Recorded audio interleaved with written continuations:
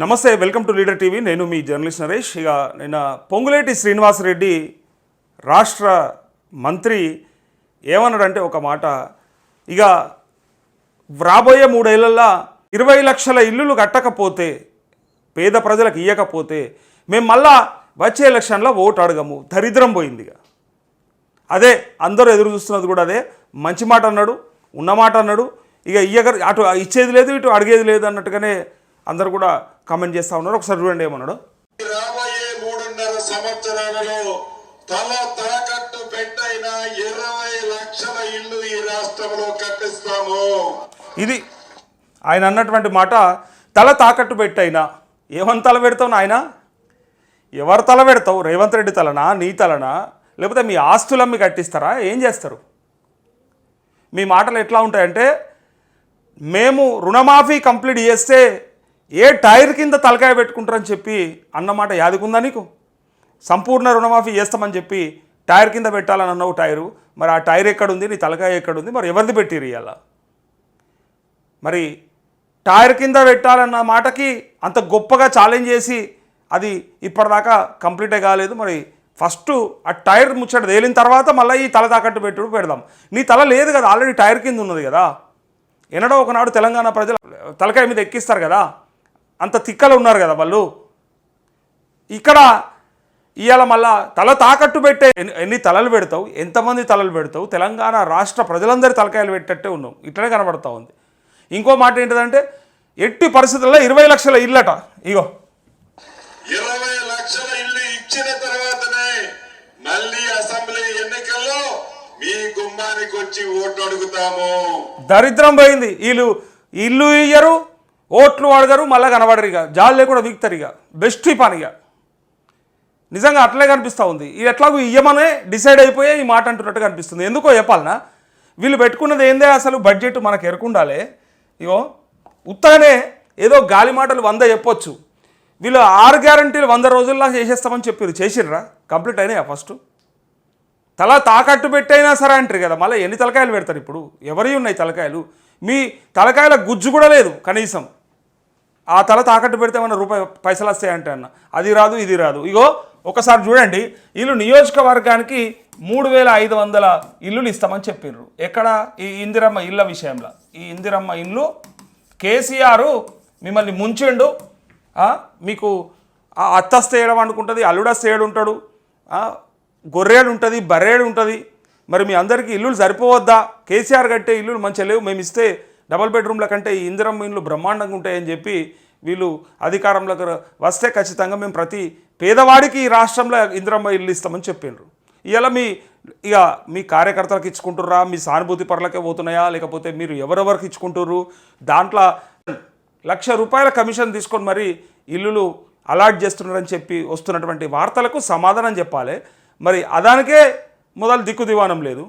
ఇక్కడ ఇప్పుడు ఏం చెప్తా ఉన్నారంటే, 3500 ఇల్లు ఇంటూ 119 నియోజకవర్గాలు మన రాష్ట్రంలో మేము ఇచ్చే ఇల్లులు బ్రహ్మాండంగా ఉంటాయి, సూపర్ అని చెప్పి మాజీ ప్రధాని ఇందిరాగాంధీ పేరు పెట్టి ఆ ఇందిరమ్మ ఇల్లు ఇస్తున్నామని చెప్పి ఇక్కడ చేస్తే ఇక్కడ ఎన్ని అవుతున్నాయో తెలుసా? ఇది 4,16,500 అవుతాయి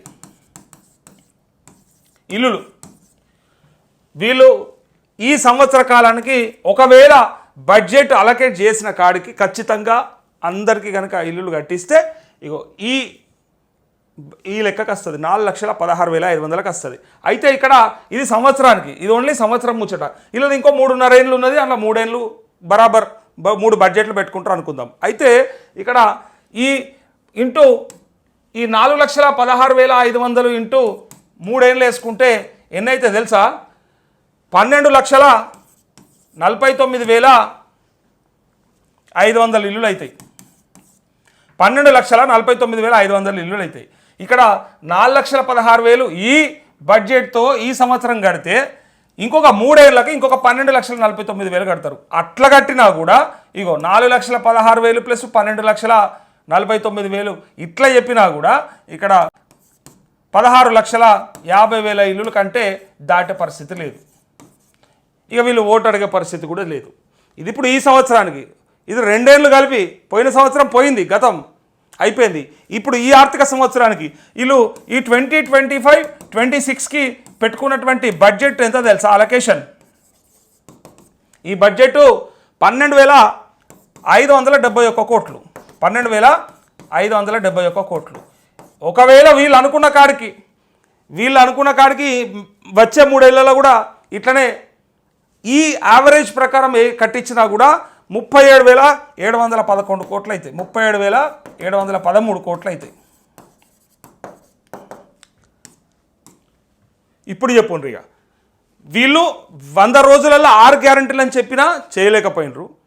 ఇక వేరే హామీలన్నీ కూడా ఎక్కడెక్కడనే ఉండిపోయినాయి. పైగా ఇక చెయ్యని అయితే అది పక్కన పెట్టే కనీసం కొన్ని స్టార్ట్ చేసిరు. రుణమాఫీ అది సగంలో ఉండిపోయింది, అది కూడా కంప్లీట్ చేయలే.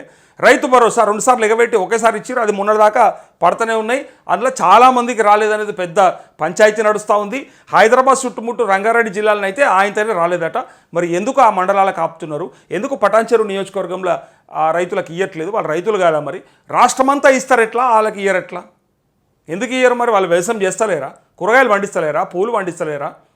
మరి రకరకాల వాణిజ్య పంటలు పండిస్తున్నటువంటి ఇక్కడి రైతులను ఎందుకు ఆదుకోరు? ఎందుకు వాళ్ళకి రైతు భరోసా రాదు అనేది లెక్క పెడితే ఇక్కడ ఆ పథకం అట్లేడిచింది. ఎక్కడ ఉండంగా ఇప్పుడు ఇందిరమ్మ ఇళ్ళ గురించి వీళ్ళు చెప్పే ముచ్చట చూస్తే వీళ్ళు ఇచ్చేది లేదు, సచ్చేది లేదు, ఎట్లయినా ఓట్లు అడిగేది లేదు. ఇక పొంగులేటి శ్రీనివాసరెడ్డి ఏమన్నాడంటే, రుణమాఫీ కంప్లీట్ చేస్తే మీ తలకాయలు ఏడబెట్టుకుంటారు, ఏ టైర్ కింద పెట్టాలి మిమ్మల్ని అన్నారు.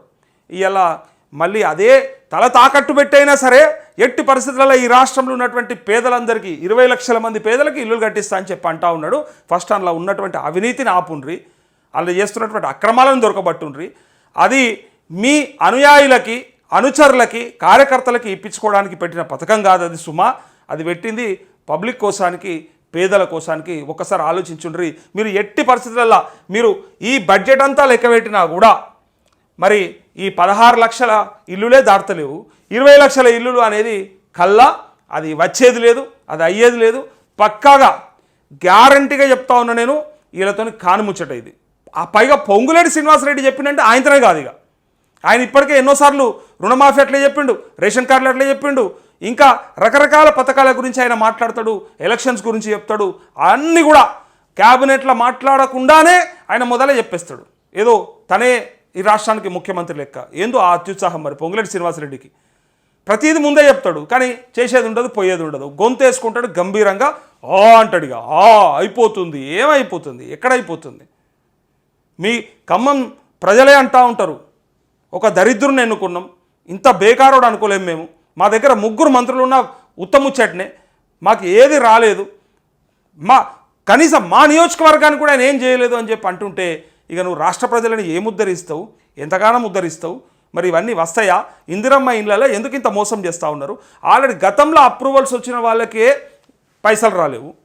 మరి గత ప్రభుత్వం ఇచ్చింది కొన్ని లెటర్లు, వాళ్ళకి సంబంధించింది మాట్లాడటం లేరు.